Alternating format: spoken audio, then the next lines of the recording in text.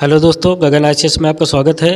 आज के वीडियो में हम मौलिक अधिकारों की कड़ी में समता के अधिकार पर बात करेंगे। उससे पहले अगर अभी तक हमारे चैनल को सब्सक्राइब नहीं किया है तो हमारे चैनल गगन आईसीएस को सब्सक्राइब करें, लाइक करें और हमारे नोटिफिकेशन को पाने के लिए बेल आइकन को जरूर प्रेस करें। तो चलिए शुरू करते हैं। समता का अधिकार।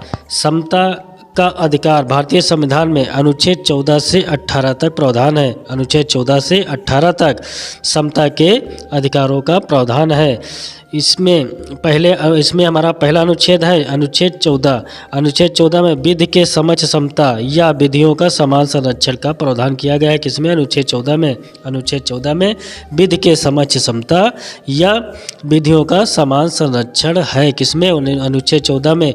इसमें कहा गया है कि राज्य भारत के राज्य क्षेत्र में किसी भी व्यक्ति को विधि के समक्ष समता या विधियों के समान संरक्षण से वंचित नहीं करेगा। अनुच्छेद 14 में कानून के समक्ष समता की बात की गई है। कहा गया है कि राज्य भारत के किसी भी नागरिक को विधि के समक्ष समता या विधियों के समान संरक्षण से वंचित नहीं करेगा। अनुच्छेद 14 में दो बातें कही गई, विधि के समक्ष समता और विधियों का समान संरक्षण। इन पर हम बात करते हैं। विधि के समक्ष समता, इसका मतलब है भारत के राज्य क्षेत्र में कोई भी व्यक्ति विधि के ऊपर नहीं होगा। भारतीय राज्य क्षेत्र में कोई भी नागरिक विधि के ऊपर नहीं होगा। कानून सभी नागरिकों के लिए समान होगा। सभी नागरिकों के लिए कानून क्या होंगे? एक समान होंगे। कोई भी व्यक्ति चाहे जितने बड़े पद पर क्यों न हो, विधियों के अधीन होगा। वो क्या होगा? विधियों के अधीन होगा। चाहे जितने बड़े पद पर क्यों न हो, विधि के अधीन होगा और सामान्य न्यायालय के अधिकार क्षेत्र के भीतर आएगा। कोई भी व्यक्ति चाहे कितना भी बड़ा क्यों न हो और चाहे कितना गरीब क्यों न हो, अमीर और गरीब दोनों के लिए क्या होगा? विधि समान होंगे और दोनों अमीर और गरीब दोनों के लिए एक ही समान न्यायालय में, एक ही न्यायालय के अधिकार क्षेत्र में दोनों व्यक्ति आएंगे। इसमें सरकारी अधिकारियों और साधारण नागरिकों दोनों में कोई भी भेद नहीं किया जाएगा। चाहे सरकारी अधिकारी हो या एक साधारण नागरिक हो, दोनों के लिए कानून क्या होंगे? समान होंगे। वो विधि के समक्ष समान होंगे। सरकारी अधिकारी और साधारण नागरिक दोनों कानून के लिए एक समान होंगे। हालांकि विधि के समक्ष समता पूर्ण नहीं है। विधि के समक्ष समता का जो कानून है ये पूर्ण नहीं है। ये एक नकारात्मक वाक्यांश है। क्या है? नकारात्मक वाक्यांश है। क्या कि ये जो है गरीब और अमीर दोनों लोगों के लिए एक समान कानून की बात करता है। तो अगर रेड सिग्नल की बात की जाए कि एक गरीब व्यक्ति अगर रेड सिग्नल तोड़ देता है तो उसको भी 5 रुपये की पेनाल्टी देनी पड़ती है, और एक अमीर व्यक्ति रेड सिग्नल तोड़ देता है तो उसको भी 500 रुपये की पेनाल्टी देनी पड़ती है। तो एक गरीब आदमी के लिए 5 रुपये तो बहुत बड़ी बात हो गई, और क्या अमीर आदमी के लिए 5 रुपये कोई बड़ी बात नहीं हुई। तो ये दोनों के लिए एक समान कानून की बात करता है। तो ये एक नकारात्मक वाक्यांश है, ये पूर्ण नहीं है। आगे बात करते हैं विधियों का समान संरक्षण। विधियों का समान संरक्षण। भारत के राज्य क्षेत्र में सभी व्यक्तियों या नागरिकों को बिना किसी भेदभाव के विधियों का समान संरक्षण प्राप्त होगा। जितने भी हमारे भारतीय नागरिक हैं उनको बिना किसी भेदभाव के विधियों का समान संरक्षण प्राप्त होगा। विधियों का समान संरक्षण एक सकारात्मक वाक्यांश। क्या है? सकारात्मक वाक्यांश है, क्योंकि इसमें प्रावधान है कि समान परिस्थिति वाले व्यक्तियों के साथ समान विधि लागू होगी। समान विधि लागू होगी समान परिस्थिति वाले व्यक्तियों के साथ। समान परिस्थिति जैसे 2 एससी के व्यक्ति हैं, 2 बालक, 2 छात्र ऐसे हैं जो एससी के हैं, तो उनके साथ एक समान विधि लागू होगी। और अगर एक एससी और एक जनरल का व्यक्ति है तो उनके ऊपर एक समान विधि लागू नहीं होगी। एससी के लिए एक अलग विधि लागू होगी और जनरल, ओबीसी इन पर अलग अलग विधियाँ लागू होगी। समान परिस्थिति वाले व्यक्तियों पर एक समान विधि लागू होगी। असमान परिस्थिति वालों पर समान विधि लागू नहीं होगी। समान विधि नहीं लागू होगी। समान विधि किस पे लागू होगी? सिर्फ और सिर्फ समान परिस्थिति वाले व्यक्तियों पर समान विधि लागू होगी। ऐसा कहीं नहीं होगा कि कोई एक नियम है वो एससी पर भी लागू हो, जनरल पर भी लागू हो, ओबीसी पर भी लागू हो। ऐसा कभी नहीं होगा। जो नियम होगा वो सिर्फ समान परिस्थिति वाले व्यक्तियों पर ही लागू होगा। आगे बात करते हैं। अनुच्छेद 14 में निहित विधि का शासन संविधान का एक आधारभूत ढांचा है। क्या है? आधारभूत ढांचा। इसे संसद या पार्लियामेंट अनुच्छेद 368 के तहत परिवर्तित नहीं कर सकती है। केशवानंद भारती बनाम केरल राज्य में क्या कहा गया था कि संसद संविधान के मौलिक अधिकारों के मूलभूत ढांचे को परिवर्तित नहीं कर सकती है। तो अनुच्छेद 14 में जो विधि का शासन है, अनुच्छेद 14 में विधि के शासन है, वो क्या है? आधारभूत का ढांचा है। संविधान के आधारभूत का ढांचा, इसलिए संसद या पार्लियामेंट अनुच्छेद 368 के तहत इसे संशोधित करके परिवर्तित नहीं कर सकती है। प्रश्न पूछा जाता है कि विधि का शासन किसे कहते हैं? विधि का शासन अनुच्छेद 14 को कहा जाता है। अनुच्छेद 14 को विधि का शासन कहा जाता है। अनुच्छेद 14 भारतीय नागरिकों और गैर नागरिकों दोनों को प्राप्त है। मतलब अनुच्छेद 14 जो है वो भारतीय नागरिकों और विदेशी नागरिकों दोनों को प्राप्त हैं।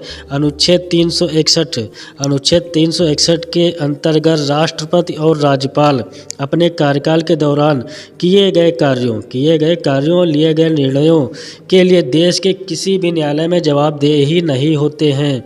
अनुच्छेद 361 में क्या कहा गया है? अनुच्छेद 361 में कहा गया है कि राष्ट्रपति और राज्यपाल अपने कार्यकाल के दौरान जो भी निर्णय लेते हैं या जो भी कार्य को संपादित करवाते हैं, उन कार्यों के लिए वे राष्ट्रपति और राज्यपाल देश के किसी भी न्यायालय में जवाबदेही नहीं होते हैं। इसको विधि के समक्ष समता किसको? राष्ट्रपति और राज्यपाल को विधि के समक्ष समता से विमुक्त रखा गया है। राष्ट्रपति और राज्यपाल को विधि के समक्ष समता से विमुक्त रखा गया है। आगे अपने अगले मौलिक अधिकार पर बात करेंगे, जो है धर्म, लिंग, जात, मूल वंश और जन्म स्थान के आधार पर विभेद पर निषेध। विभेद का निषेध अनुच्छेद 15। अनुच्छेद 15 में क्या कहा गया है कि राज्य धर्म, लिंग, जाति, मूल वंश और जन्म स्थान के आधार पर विभेद नहीं करेगा। कहाँ कहा गया है? अनुच्छेद 15 में। अनुच्छेद 15 में 6 पार्ट हैं। हम सभी पर एक एक करके बात करते हैं। हमारा पहला है 15(1) में कहा गया है, राज्य किसी भी नागरिक को धर्म, लिंग, जाति, मूल वंश और जन्म स्थान के आधार पर विभेद नहीं करेगा। क्या कहा गया है? कि राज्य किसी भी नागरिक को धर्म, लिंग, जाति, मूल वंश और जन्म स्थान के आधार पर विभेद नहीं करेगा। यहाँ पे जो राज्य शब्द है, राज्य का मतलब यहाँ पर केंद्र सरकार, राज्य सरकार, भारतीय संसद, राज्य विधानमंडल और जो पंचायती वगैरह हैं, सब इसका मतलब क्या है? राज्य का मतलब उनसे है। इसमें केंद्र सरकार, राज्य सरकार, विधानसभा, विधानमंडल सब ये राज्य के अंतर्गत आते हैं। मगर यहाँ पर राज्य का मतलब एक नागरिक से भी है, क्योंकि अगर भेदभाव की बात आती है तो एक व्यक्ति दूसरे व्यक्ति से भी भेदभाव कर सकता है ना। तो यहाँ पे सिर्फ राज्य का मतलब सिर्फ केंद्र सरकार, राज्य सरकार से नहीं, एक नागरिक से भी है। तो राज्य किसी भी नागरिक को धर्म, लिंग, जाति, मूल वंश या जन्म स्थान के आधार पर क्या विभेद नहीं करेगा? क्या नहीं करेगा? विभेद नहीं करेगा। 15(1) में बात कही गई है। 15(2) में प्रावधान है कि राज्य किसी भी नागरिक को धर्म, लिंग, जाति, मूल वंश, जन्म स्थान के आधार पर दुकानों, सार्वजनिक होटलों, पार्कों में प्रवेश पर विभेद नहीं करेगा। क्या नहीं करेगा? कि धर्म, लिंग, जाति, मूल वंश और जन्म स्थान के आधार पर सार्वजनिक दुकानों, सार्वजनिक पार्कों या सार्वजनिक स्थानों या सार्वजनिक होटलों पर प्रवेश पर विभेद नहीं करेगा, और न ही तालाबों और स्नानाघाटों के प्रयोग पर निषेध करेगा। किसी भी व्यक्ति को धर्म, लिंग, जाति, नस्ल, जन्म स्थान के आधार पर तालाबों और स्नानाघाटों के प्रयोग पर निषेध नहीं करेगा, मतलब जाने से रोकेगा नहीं। कोई भी व्यक्ति हो, अगर तालाब पे जाता है, स्नानाघाट पे जाता है, तो उसको धर्म, लिंग, जाति आदि के आधार पर उसको रोका नहीं जाएगा। किसी भी सार्वजनिक पार्क या होटल में प्रवेश पर नहीं रोका जाएगा। ये बात संविधान के अनुच्छेद 15(2) में कही गई है कि राज्य किसी भी व्यक्ति को या किसी भी नागरिक को धर्म, लिंग, जाति, नस्ल, जन्म स्थान के आधार पर विभेद नहीं करेगा। आगे बात करते हैं अनुच्छेद 15(3) में कहा गया कि राज्य को यह अधिकार होता है कि बच्चों और महिलाओं के लिए विशेष व्यवस्था करे। राज्य को ये अधिकार है कि बच्चों और महिलाओं के लिए विशेष व्यवस्था कर सकता है, जैसे महिलाओं के लिए आरक्षण की व्यवस्था और बच्चों के लिए निःशुल्क शिक्षा की व्यवस्था। 15(2) में कहा गया कि विभेद नहीं करेगा। धर्म, लिंग, जाति, मूल, वंश, जन्म स्थान के आधार पर विभेद नहीं करेगा, परंतु 15(3) में कहा गया है कि बच्चों महिलाओं के लिए विशेष व्यवस्था की जा सकती है। ये राज्य को अधिकार है कि बच्चों महिलाओं के लिए विशेष व्यवस्था की जा सकती है। आगे बात करते हैं 15(4). 15(4) में राज्य को अधिकार है कि सामाजिक और शैक्षणिक रूप से पिछड़े वर्गों, अनुसूचित जाति, अनुसूचित जनजाति के विकास के लिए, किसके लिए? विकास के लिए कोई विशेष उपबंध कर सकता है। राज्य क्या है? जो सामाजिक और शैक्षणिक रूप से पिछड़े वर्ग के लोग हैं, जैसे ओबीसी, एससी, एसटी, इनके विकास के लिए, किसके विकास के लिए? ओबीसी, एससी, एसटी के विकास के लिए विशेष उपबंध कर सकता है। जैसे संसद या विधानमंडल में सीटों का आरक्षण कर सकती है, या शैक्षणिक संस्थाओं में शिक्षण शुल्क में छूट दे सकती है। तो राज्य को ये अधिकार दिए गए हैं कि जो सामाजिक और शैक्षणिक रूप से पिछड़े वर्ग हैं, जैसे ओबीसी, एससी, एसटी, इनके विकास के लिए कुछ विशेष उपबंध बना सकते हैं।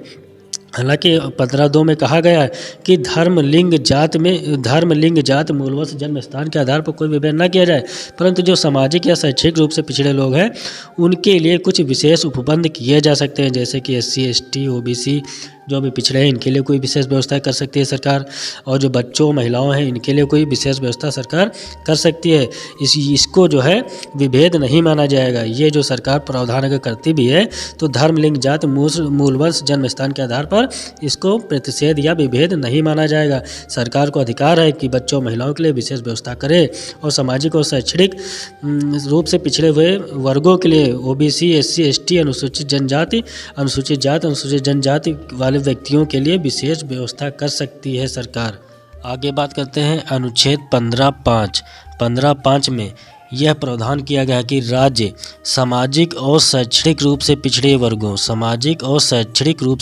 वर्गों, ओबीसी, अनुसूचित जाति, अनुसूचित जनजाति के उत्थान के लिए, किसके लिए? उत्थान के लिए शैक्षणिक संस्थाओं में प्रवेश के लिए छूट संबंधी नियम बना सकता है।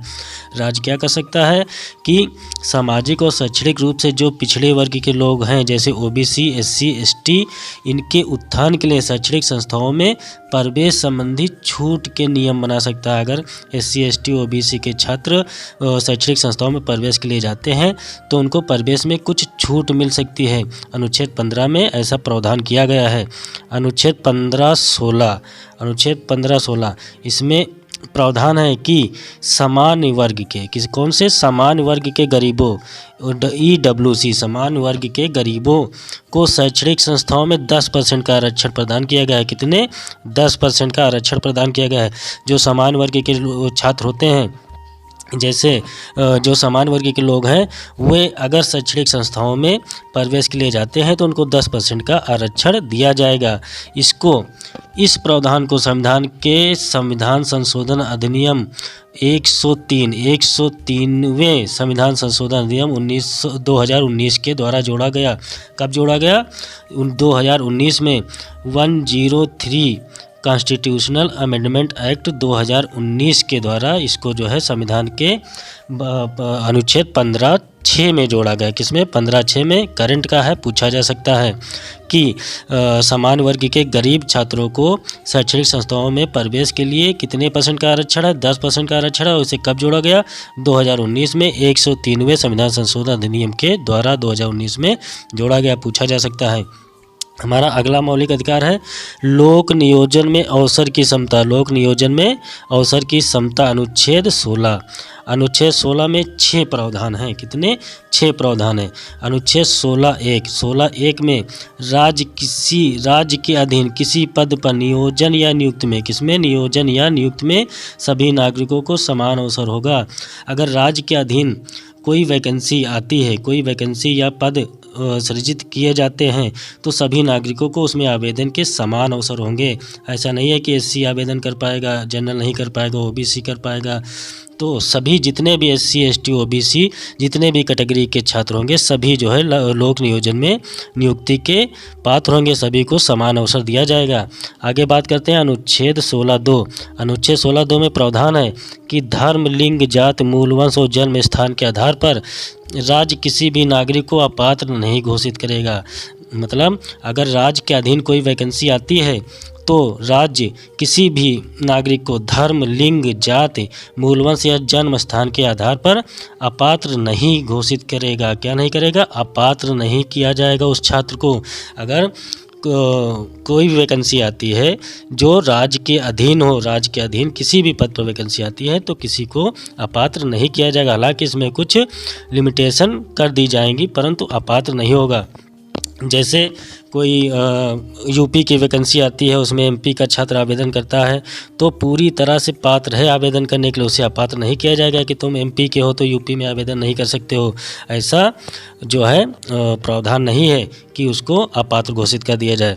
आगे बात करते हैं अनुच्छेद 16(3) की। अनुच्छेद 16(3) में प्रावधान है कि संसद को यह अधिकार है कि निवास के आधार पर कुछ विशेष उपबंध कर सकती है। अभी क्या बताया कि अगर एमपी का छात्र है और यूपी में आवेदन करने आता है तो पूरी तरह से पात्र है, आवेदन कर सकता है, परंतु संसद को अधिकार है कि निवास के आधार पर कुछ विशेष प्रावधान कर सकती है, विशेष उपबंध बना सकती है कि अदर स्टेट से अगर कोई छात्र आता है दूसरे स्टेट में आवेदन के लिए तो उसके लिए कुछ विशेष उपबंध बनाए जा सकते हैं। ऐसा संसद को अधिकार है, परंतु उसे अपात्र घोषित नहीं किया जा सकता। वो पूरा पात्र है, पूरी तरह से आवेदन करने के लिए पात्र है, अपात्र उससे नहीं घोषित किया जाएगा, परंतु निवास के आधार पर कुछ उपबंध जरूर बनाए जा सकते हैं। आगे बात करते हैं अनुच्छेद 16(4). अनुच्छेद 16(4) में आरक्षण की बात की गई है कि जो सामाजिक रूप से पिछड़े वर्ग के लोग हैं, जैसे ओबीसी, SC, ST आदि समुदाय के जो लोग हैं, इनको नौकरी में आरक्षण दिया जाए, क्योंकि ये बहुत पहले से पिछड़े हैं, सामाजिक रूप से बहुत पिछड़े हैं, तो इनके उत्थान के लिए, इनके विकास के लिए अनुच्छेद 16(4) में नौकरियों में आरक्षण की बात की गई कि जिससे इनका विकास हो सके। तो अनुच्छेद 16(4) प्रावधान करता है कि OBC, SC, ST समुदाय के लोगों को नौकरी में आरक्षण दिया जाए। आगे बात करते हैं अनुच्छेद 16(5) की। अनुच्छेद 16(5) कहता है कि किसी धार्मिक या सांप्रदायिक संस्था में पदों के नियोजन के संबंध में विशेष समुदाय के लोगों को प्रतिबंधित किया जा सकता है। अगर किसी विशेष धार्मिक संस्था में किसी पद पर वैकेंसी आती है तो उसके कुछ नियम होते हैं कि जैसे किसी विशेष धर्म की वैकेंसी आती है तो उसमें विशेष धर्म के ही लोग पार्टिसिपेट कर सकते हैं, आवेदन कर सकते हैं, अन्य धर्म के लोग उसमें नहीं जा सकते हैं। तो राज्य ऐसा कानून बना सकता है कि किसी विशेष धर्म में यदि वैकेंसी आती हैं तो उसमें विशेष धर्म के छात्र ही आवेदन करेंगे, अन्य धर्म के छात्र आवेदन नहीं कर सकते हैं। ऐसा प्रावधान राज्य बना सकता है और इसे अनुच्छेद 16 के अंतर्गत इसे जो है समानता के अधिकार का हनन नहीं माना जाएगा। ऐसा अनुच्छेद 16(5) में प्रावधान है कि किसी विशेष धर्म के लिए विशेष संप्रदाय के लोग ही आवेदन कर सकते हैं, अन्य संप्रदाय के लोगों को प्रतिबंधित किया जा सकता है। अनुच्छेद 16(5) में प्रावधान है। आगे बात करते हैं अनुच्छेद 16(6) की। अनुच्छेद 16(6) 103वें संविधान संशोधन किसके द्वारा? 103वें संविधान संशोधन द्वारा 2019 में जोड़ा गया। इसमें प्रावधान है कि समान वर्ग के गरीब लोगों EWS को लोक नियोजन में 10% का आरक्षण मिलेगा। जो समान वर्ग के गरीब छात्र हैं वो उनको जो है लोक नियोजन में राज्य के अधीन किसी पद की वैकेंसी में आवेदन करते हैं तो उनको 10% का आरक्षण दिया जाएगा। OBC, ST और SC, ST की तरह EWS के छात्रों को भी लोक नियोजन में 10% का आरक्षण दिया जाएगा। कितना? 10% का आरक्षण दिया जाएगा। लेटेस्ट है, करंट है, पूछा जा सकता है कि EWS के छात्रों को लोक नियोजन में कितने % का आरक्षण प्राप्त है? 10% का आरक्षण प्राप्त है। इसे कब जो है संविधान में सम्मिलित किया गया? 103वें संविधान संशोधन 103वें संविधान संशोधन अधिनियम 2019 के द्वारा संविधान में सम्मिलित किया गया। अगले मौलिक अधिकार पर बात करेंगे, छुआछूत का अंत। अनुच्छेद 17 में छुआछूत के अंत का प्रावधान है। छुआछूत या अस्पृश्यता नॉन टचबिलिटी का अंत और इसका किसी भी रूप में आचरण निषिद्ध किया जाता है। छुआछूत का आचरण या प्रयोग विधि के अनुसार क्या होगा? दंडनीय होगा। अगर कोई भी व्यक्ति छुआछूत का आचरण करता है या छुआछूत का प्रयोग करता है तो क्या होगा? दंडनीय होगा। छुआछूत का अंत अनुच्छेद 17 में किया गया। अनुच्छेद 17 में छुआछूत के अंत का प्रावधान है। प्रश्न बहुत पूछा जाता है कि छुआछूत के अंत का प्रावधान किस अनुच्छेद में है, तो संविधान के अनुच्छेद 17 में छुआछूत के अंत का प्रावधान है। अगर कोई भी व्यक्ति छुआछूत का आचरण करता है तो विधि के अनुसार दंडनीय होगा। राज्य जो है इसे निषिद्ध करता है। जन अधिकार सुरक्षा अधिनियम 1955, कौन सा? जन अधिकार अधिनियम 1955 के अंतर्गत छुआछूत को दंडनीय अपराध घोषित किया गया है और इसके तहत 6 माह का कारावास या 500 रुपया या दोनों शामिल हैं। अगर कोई व्यक्ति छुआछूत का आचरण करता है या छुआछूत का प्रयोग करता है तो जन अधिकार सुरक्षा अधिनियम 1955 के अंतर्गत उसे दंड दिया जाएगा, जिसमें 6 माह का कारावास हो सकता है या 500 रुपये का जुर्माना हो सकता है अथवा दोनों हो सकते हैं। अगर कोई व्यक्ति छुआछूत करता है तो उसे 6 माह की जेल हो सकती है या फिर 500 रुपये का जुर्माना देना पड़ सकता है अथवा दोनों देने पड़ सकते हैं। 6 माह का कारावास और 500 रुपये दोनों हो सकते हैं अगर कोई व्यक्ति छुआछूत का प्रयोग करता है। इसे जन अधिकार सुरक्षा अधिनियम 1955 के अंतर्गत दंडनीय अपराध घोषित किया गया है। छुआछूत के अंत का प्रावधान अनुच्छेद 17 में है और सुप्रीम कोर्ट ने अनुच्छेद 17 के तहत व्यवस्था दी है। क्या व्यवस्था दी है? कि राज्य का संवैधानिक दायित्व होगा कि इस अधिकार के हनन को रोकने के लिए जरूरी कदम उठाए। सुप्रीम कोर्ट ने राज्य को अधिकार दिया है कि वह छुआछूत को अंत करने के लिए ये जरूरी कदम उठाए। अगर इसका हनन होता है तो इसके लिए कोई जरूरी कदम उठाए, ये राज्य का अधिकार होगा। सुप्रीम कोर्ट ने अनुच्छेद 17 के तहत राज्य को अधिकार दिया है। क्या अधिकार दिया है? कि अगर छुआछूत के अंत के संबंध में अगर कोई छुआछूत के अंत का जो प्रावधान है अनुच्छेद 17 का कोई अगर हनन करता है तो उसके लिए कोई ज़रूरी कदम उठाए और सरकार इसके लिए समय समय पे कदम उठाती भी है। हम अपने अगले मौलिक अधिकार पर बात करेंगे जो है उपाधियों का अंत। अनुच्छेद 18 में है। अनुच्छेद 18 में उपाधियों के अंत का प्रावधान किया गया है। अनुच्छेद 18 उपाधियों के अंत का प्रावधान करता है। उपाधियों के अंत का प्रावधान कौन करता है? अनुच्छेद 18 में कहा गया है कि राज्य किसी भी नागरिक को शिक्षा एवं सेना के सिवाय कोई अन्य उपाधियां प्रदान नहीं करेगा। राज्य किसी भी नागरिक को शिक्षा एवं सेना के अतिरिक्त कोई अन्य उपाधियां नहीं प्रदान करेगा। सिर्फ शिक्षा एवं सेना के अतिरिक्त कोई अन्य उपाधियां नहीं प्रदान करेगा। कौन सी उपाधियां? सिर्फ शिक्षा और सेना में जो उपाधियां प्राप्त होती हैं वही राज्य नागरिकों को प्राप्त करेगा। अनुच्छेद 18 उपाधियों का अंत करता है। पहले क्या होता था? लोग अपने नाम के आगे ठाकुर, राजा साहब आदि शब्दों का प्रयोग करते थे, जिससे क्या होता था? समानता के अधिकार का उल्लंघन होता था। समानता के अधिकार का उल्लंघन लोग अपने नाम के आगे लगाते थे, राजा ठाकुर, राजा साहब। इससे क्या होता था? समाज में समानता के अधिकार का उल्लंघन होता था। तब संविधान ने अनुच्छेद 18 में प्रावधान किया कि उपाधियों का अंत किया जाएगा और सिर्फ उन्हीं उपाधियों का प्रयोग किया जाएगा जो शिक्षा एवं सेना में प्राप्त होती है। जैसे कोई छात्र है जो इंजीनियरिंग कर लेता है तो उसे इंजीनियरिंग की उपाधि मिल जाती है। कोई PhD कर लेता है तो डॉक्टर की उपाधि मिल जाती है। तो आदि उपाधियां जो है व्यक्ति अपने नाम के आगे लगा सकता है, जैसे इंजीनियर, डॉक्टर आदि नाम के आगे लगाई जा सकती हैं। इनके अतिरिक्त जो अन्य उपाधियां होती है जैसे राजा साहब, राजा ठाकुर आदि को नाम के आगे नहीं लगाया जा सकता, उसे अपराध माना जाएगा। कानून अनुच्छेद 18 का उल्लंघन माना जाएगा।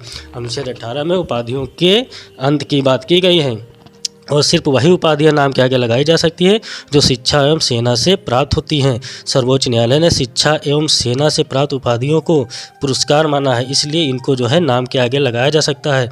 अन्य उपाधियों को नाम के आगे नहीं लगाया जा सकता है। हाँ, नाम के पीछे जरूर लगाया जा सकता है परंतु नाम के आगे नहीं।